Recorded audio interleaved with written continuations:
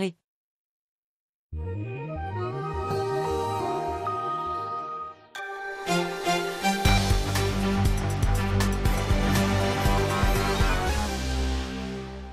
Bonjour, bienvenue dans l'édition du Grand Lyon. On commence avec cet avis de tempête sur les transports en commun lyonnais. Un récent amendement voté à l'Assemblée nationale prévoit l'exonération pour certaines associations et entreprises de leur participation au financement des transports en commun. Alors, qu'en est-il de cette polémique? On vous explique maintenant. Les transports en commun fonctionnent grâce à 3 types de recettes. La billettique, c'est-à-dire les clients. Les financements publics du Grand Lyon et du département, c'est-à-dire nos impôts. Et le versement transport, c'est-à-dire la part que payent les entreprises, 1,85% de leur chiffre d'affaires. Et c'est là que ça coince. Le député du Rhône, Yves Blin, a proposé d'exonérer les entreprises à caractère social de leur participation financière. Ce serait le cas par exemple de la Croix-Rouge, de certaines cliniques ou des associations d'aide à la personne. Résultat pour le Citral, moins 20 millions d'euros dans les caisses. Pour son président, il faut purement et simplement revoir cette loi. Qu'on nous laisse la responsabilité dans le cadre des lois de décentralisation d'exonérer ou non. Et là, moi, je sais ce que je ferai, je sais ce que je soumettrai au comité syndical et chacun aura à prendre ses responsabilités. Pour l'auteur de l'amendement, il s'agit de clarifier une situation très ancienne sur la définition du caractère social des associations.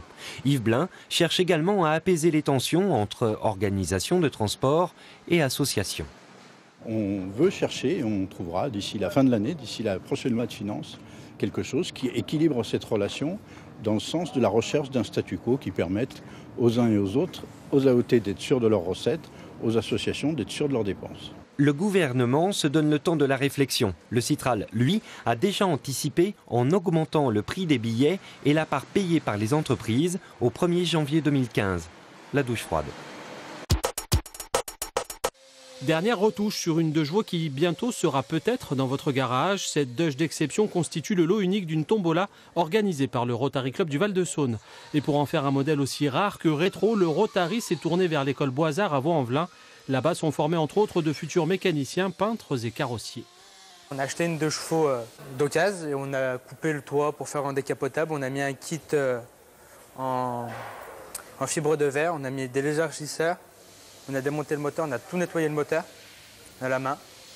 Pour le Rotary, la 2 chevaux et donc la tombola doit financer un programme de lutte contre l'illettrisme. Et pour l'école, la voiture a permis à de nombreux élèves de se faire la main pendant 400 heures.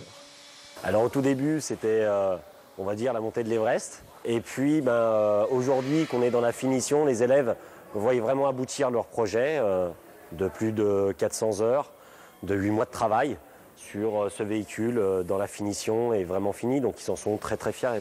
Bonne nouvelle, les mines devraient autoriser ce modèle unique à circuler légalement. Il ne vous reste plus qu'à avoir un peu de chance. 12 000 tickets sont mis en vente. Le prix du rêve, c'est 5 €. Dans l'ancien hôpital de l'Anticaille, encore en travaux, un nouvel espace de mémoire est né. Donc ce qu'on vous demande, c'est une visite test par rapport à nos installations. Vous allez à votre rythme, librement.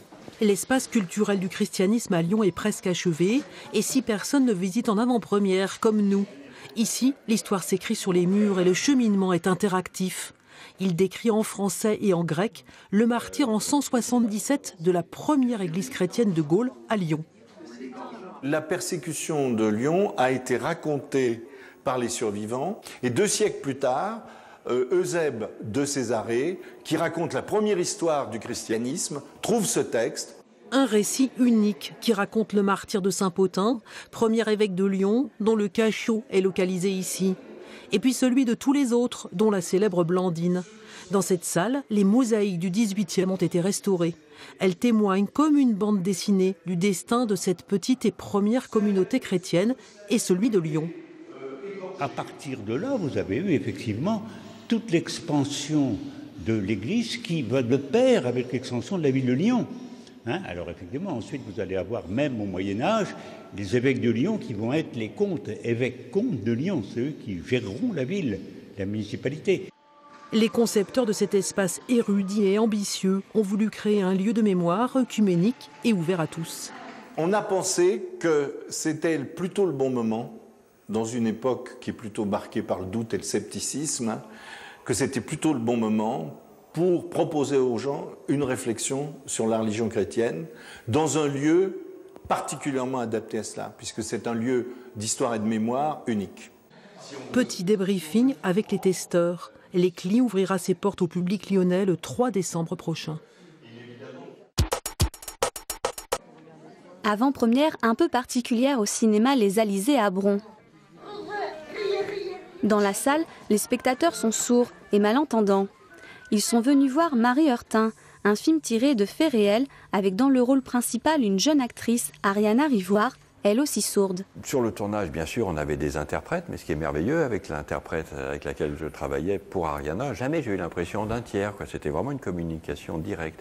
C'est un peu le sujet du film, hein. Ça montre que l'être humain est génial, quoi, pour inventer les moyens de communication quand il lui manque un sens ou l'autre. Là, il s'agit de communiquer avec son corps, avec la langue des signes dans la main. Comment communiquer avec cette petite enfermée dans la nuit et le silence ? 1897, Marie Heurtin est une enfant sourde et aveugle, incapable de communiquer. Son père veut la confier à un institut sans succès.